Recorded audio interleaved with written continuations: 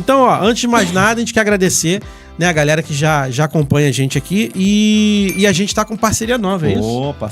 Parcerias novas, né? Parcerias, né? A gente tá com as parcerias novas aí. E assim, eu particularmente já provei e vi que o negócio é... Você provou e aprovou? Provei e aprovei. Eu sou consumidor ali nato. Quer falar? Quem é? A alegria vai ser agora que a sua pizza vai chegar em casa. Uma pizzaria Dois Irmãos. Olha aí, ó. Galera aí, ó. Novo parceiro do nosso canal aí. Pizzaria Dois Irmãos, nosso amigo Yuri, do Ítalo. Abração aí, Yuri, Ítalo. Se a pessoa quiser fazer uma festinha, aniversário, eles têm uma área lá na com certeza. Tem área Kids. Tem um espaço legal lá. Muito legal. O atendimento conhece, é muito bom. Pode ir. O atendimento é muito bom. E chega rapidinho a pizza. A pizza é ótima. Tira um tempinho pra você poder ir lá conhecer. Fica na Bezerra de Menezes. Qual é o número lá? Agora você me pegou. Bezerra de Menezes, próximo palácio do Miro ali. Pizzaria Dois Irmãos. Melhor pizza da cidade. Não deixa de experimentar. Beleza? Tem um número aqui? Tem, não tem? Ó, tem um número aqui, ó. Vamos colocar agora. 99528-7156. Se der pro Lucas colocar aí na tela, depois ele coloca. 99528-7156. Liga e pede lá, fala assim, ó, a gente ouviu lá nos Curiosos Podcast que tem desconto. Pede desconto que ele vai te dar desconto lá. Pede desconto. Agora eu não sei como é que vai ficar isso. Depois o Yuri fala com a gente aí. Depois ele vê com a gente. Tamo junto. Pastor, uma experiência com Deus aí, marcante. Eu sei que o senhor tem várias, né? Mas... Isso, antes da gente estava conversando antes, o senhor tinha falado com a gente ali de algumas, né? Então, uma só. Precisa... Uma só? Uma só. Vai lá. Eu vou falar então da que foi a motivação de escrever o livro. Sim, legal. É bom que a gente já vai pro assunto. A Bia... Tô me policiando para não falar missionária Beatriz da hora. A Bia... Fique à vontade. Ela, quando a Ana Júlia, nossa primeira filha, da Ana Júlia já foi uma coisa fantástica, porque nós ainda éramos noivos e nós estávamos naqueles preparos para casar. A Beatriz foi procurar orientação médica para fazer os exames, para ver se estava tudo bem. E eu lembro que ela chegou para mim em frente ao supermercado Bergs ali. Eu parei a bicicleta. Ela veio no meu encontro da Dominique Levin, né? Aquela transversal. E eu parei exatamente em frente ali o Bergs e ela, com um ar de choro, ela falou para mim, olha,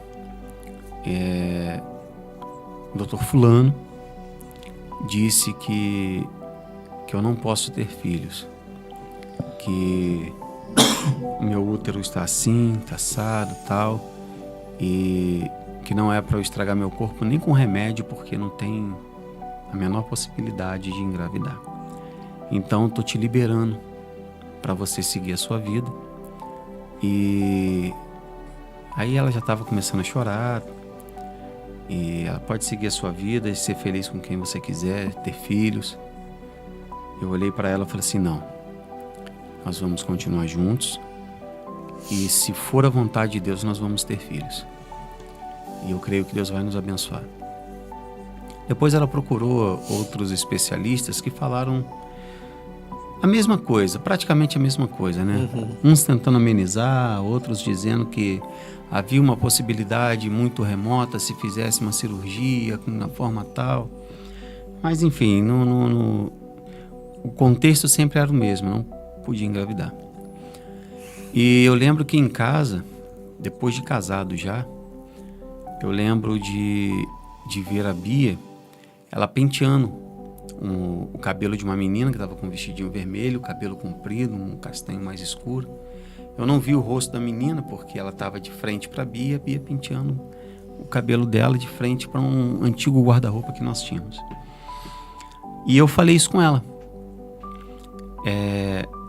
Nessa ocasião nós estávamos na Brasa Viva. E chegou uma irmã e falou assim, olha, ô Bia, na ocasião ela tinha sido consagrada diaconisa e eu a diácono. Ela falou assim, olha, eu vi vocês com uma criança, Deus vai abençoar vocês. Só que essa irmã não sabia do que os médicos tinham falado. E ela estava tomando remédio mesmo assim. Ele falou assim, olha, para de tomar o remédio, deixa nas mãos de Deus. E hoje nós temos tanto a Ana Júlia, veio exatamente conforme o sonho que Deus havia me dado. Depois, com o tempo, ela crescida um pouquinho, quando eu a vi na mesma posição ali, falei, meu Deus, Deus é bom demais. E 9 anos depois veio a Ana Gabriela. Foi quando a Bia estava grávida, foi dessa gravidez que nós começamos o Ministério Lugar Seguro. Porém, no segundo ano que a Bia o segundo ano de vida da Ana Júlia, segundo para o terceiro ano ali, a Ana Júlia hoje está com 17 anos. Como é que o tempo passa? Já está até namorando. Rapaz. Aí é complicado. Faz parte. Eu não gosto nem de pensar. Faz parte. Mas... Ainda bem que o rapaz é bom e que a família é não, boa. amém. Se não for, o cajado voa longe também, né? Se não for... A Bia, ela começou a apresentar infecção urinária de forma repetida, correndo o risco de fazer sepse. Nós quase perdemos Bia por causa de infecção em algumas ocasiões. Aí foi num médico em Paracambi, o médico, em exame de imagem, falou, olha, você tem um cálculo do tamanho do seu rim. Um cálculo coraliforme. Rim esquerdo e tal. Trata isso logo, porque isso deve ficar te dando seguidas repetições de infecção, isso vai ser muito problemático para você. Porém, a Beatriz, eu vou cortando aqui, senão vou dar spoiler do livro inteiro. A Beatriz, ela teve uma enfermidade muito grave aos 7 anos de idade. Uma enfermidade tão grave que hoje é difícil de ser tratada, que dirá em 89. E Deus havia curado ela. A oração de um irmão muito conhecido aqui de Laje, o saudoso João Werneck. Eu não tive o prazer de conhecê-lo. Eu conheci ele. Mas uma oração que ele fez mudou a história da Bia. E ela queria que acontecesse igual. Então ela não queria passar pela mão dos médicos. E ela ficou protelando com medo da cirurgia. Ela protelou isso um bom tempo, alguns anos. E numa dessas infecções ela foi parar no antigo Juari, lá em Campo Grande. Nosso plano na ocasião cobria pela fábrica que eu trabalhava. E ela ficou internada e o médico falou, você não sai daqui sem a gente operar. Ela já tinha pego as informações de como era a cirurgia e tal. Vou dar um resumo aqui porque está tudo bem detalhado no livro. A cirurgia era para ser com a duração máxima de 1h30 a 2 horas. O médico ia fazer uma percutânea, ia introduzir ali um instrumento que ia até no rim, ia quebrar a pedra e ia tirar os fragmentos da pedra. Ela entrou no centro cirúrgico, era 13 horas e 30 minutos. Ela foi sair de lá, já era quase 6h30. Foi quando o médico me ligou e falou assim, Juliano, a cirurgia acabou. Até então não tínhamos notícia nenhuma. A cirurgia acabou, pode ir para a sala lá de espera do CTI, que é procedimento do hospital, fez a cirurgia, passa a primeira noite no CTI para aquele acompanhamento mais próximo. Sim. E nós fomos. Quando ela passou apagada, mas de um jeito, não parecia que estava dormindo. A feição dela era de alguém que já tinha morrido. E eu achei aquilo muito estranho. Mas ele havia falado que estava tudo bem. Nessa hora eu mandei mensagem para o meu sogro, para minha sogra. Falei, tá tudo bem, já operou. Está esperando aqui para poder fazer aquela visita pós-cirúrgica ali, que é 5 minutinhos, só ver, oi, tchau, embora, para constatar que está tudo bem. 6h30, o médico falou assim, meia horinha vocês vão, daqui a meia hora você entra, fala com ela, não pode ficar acompanhante, volta no outro dia. Tá ok. 18h30, 19h30, 20h30. Quando foi mais ou menos 20h30, entre 20h30 e 21 horas, saiu a chefe do CTI. Falou assim, o senhor é o marido da senhora Beatriz? Eu falei, sim, sou eu. Estava do meu lado a irmã Vera Curval, uma irmã que deu muito apoio pra gente nessa ocasião. Eu falei, sou eu. Ele falou assim, olha, as notícias não são boas. A senhora Beatriz, ela não quer acordar.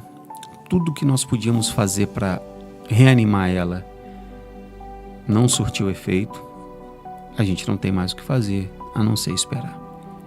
Só que nesse meio tempo já tinha entrado enfermeiro com a aparelhagem para entubar. Aí ela já estava entubada, já estava respirando por aparelho, e tudo isso nessas 2 horas ali que seguiram. O leito dela tinha a antessala do CTI e tem as 2 janelinhas de visita. E dava para ver, casando ali as 2 janelas, o pé do leito dela. E eu liguei para 3 pessoas na ocasião. Liguei para o pastor David. Nesse momento nós éramos ovelhas dele. Liguei para o pastor Gesiel e para um amigo chamado Fábio Salles. E falei, não conta para o meu sogro e para minha sogra, porque a notícia que eu dei é que ela já estava bem. E eu não quero deixar eles em desespero lá, estava com minha filha pequena. E falei, meu Deus, como é que vai ser? Nesse meio tempo eu fui para um banheirinho pequenininho que tinha assim na sala de espera. E ali eu escolhi a partezinha do canto que estava seca. Eu botei o rosto no chão e eu orei. Falei, Deus, se o Senhor tirar ela daqui sã, sarada, eu vou escrever um livro contando os feitos do Senhor na nossa vida. Eu faço esse voto ao Senhor. E o tempo foi passando. Nesse meio tempo, esse amigo Fábio, ele tinha saído da casa dele lá no final do Sabugo, veio aqui para Guarajuba. E ele não falou nada com meu sogro, com a minha sogra, só disse, vamos orar pela Beatriz. E Deus arrebatou ele. E nesse arrebatamento, olha como que Deus faz as coisas. Tem muita gente que não acredita nessa parte sobrenatural, mas ela existe, ela é muito forte. E só quem vive essas experiências sabe a profundidade disso. E ele falou que via. Ele descreveu o leito dela, porque eu conseguia ver mais ou menos o pedaço ali, né? A parte de cá eu via, mas o leito dela era só o pé ali. E ele falava que quando ele olhava, ele via 2 homens carregando a Bia pelos braços, indo em direção a um portal muito bonito. E ele começava a orar, clamando, não leva, Deus, não leva. E aqueles 2 homens viravam, mergulhava ela dentro de um lago de água bem cristalina, depois levantava, quando ele olhava já estava trazendo ela de volta, semblante, cabelos assim molhados, tal. Depois ele já via ela normal, já seca, enfim. E via esses 2 homens dentro do CTI, ali, um de cada lado da cama, deitando ela em cima dela mesma. E ele me ligou e me contou isso. Aí ele falou que no final disso, ele ouviu uma voz que falava assim com ele, meu filho, pode dizer para ele que eu estou trazendo ela de volta. Quando ele acabou de desligar o telefone, não passou 10 minutos, o médico que operou ela, que tinha voltado, saiu de dentro do CTI e falou assim, senhor Juliano, a sua esposa acabou de acordar. Caramba. Aquilo dali marcou demais. Demais. Aí começou um outro momento de correria, porque ela ficou muito tempo sem oxigenação do cérebro, então poderia ficar com sequelas gravíssimas. E eles levaram ela para fazer uma tomografia, e eu fui até a entrada da sala de imagem. Quando saíram com ela desceu já com os olhos abertos, mas muito assustada. Quando saíram com ela já do centro, lá do centro de imagem, e ela olhou para mim, não podia falar, né? O tubo na garganta. As mãos estavam parecendo 2 luvas de boxe, porque ela acordou muito assustada, querendo puxar o tubo. E o médico veio de frente e eu conversei, eu abordei ele, né? Não esperei nem ele voltar para o CTI, eu abordei ele ali mesmo, CTI era no andar de cima. Eu falei, doutor, como é que tá a situação dela? Ele olhou para mim e falou assim, sou o que dela? Eu falei, sou esposo. Ele falou assim, olha, eu trabalho aqui, ele falou o tempo lá, se não me falha a memória, 17 anos, uma coisa assim. Eu trabalho aqui há tanto tempo. O que aconteceu com a sua esposa, eu ainda não vi acontecer por causa da gravidade do que aconteceu com ela. Ela ficou muito tempo sem oxigenação. A sua esposa era para voltar com alguma sequela, não andar, não falar. Ela era possivelmente até para vegetar. E os exames da sua esposa não deu nada. A sua esposa está normal. Aí eu falei, naquela ansiedade, eu até perguntei, mas ele não. Aí eu perguntei sobre o tempo de estadia no CTI, né? Porque quando está no CTI você está com aquela pressão. Está na enfermaria, está no hospital porque tem alguma coisa que está fora do normal, mas ainda está na enfermaria. Quando está no CTI já é aquela sala mais extrema, né? Aquela preocupação maior. Aí ele falou assim, olha, não tem prazo para tirá-la daqui de dentro do CTI, não. Fui até lá, aí sim eu consegui ir até o leito, ela com tubo. Ela tentou falar alguma coisa ali, mas estava muito grogue, com a mão, aquelas 2 luvas de boxe feitas de gás, né, nas mãos. E ali eu me despedi dela e vim embora. Aí no outro dia voltamos, ela já estava sem o tubo. Deus fez tudo assim muito rápido. Deram uma previsão de 7 dias para ela no CTI. No 3º dia ela já estava na enfermaria. No outro dia ela já tinha vindo para casa. Então essa foi uma experiência assim muito forte, muito forte. E de lá para cá eu comecei a escrever o livro. Isso resumido, né? No livro está detalhado. Tá detalhado. Então se você quiser saber direitinho, compra o livro. É que o pastor tá se contendo que ele quer falar, ele mas quer ele não falar. pode dar a gente spoiler. tá cortando ele, mas entendeu? Assim, compra o livro porque eu tenho certeza que tem muita coisa ali sobrenatural ali de Deus ali.